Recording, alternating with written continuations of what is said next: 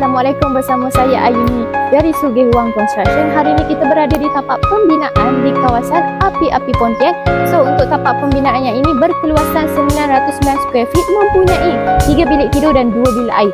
Jom kita tengok untuk keluasan tapak ini macam mana. Sekarang kita tengah progres adalah membuat ground beam. Okey.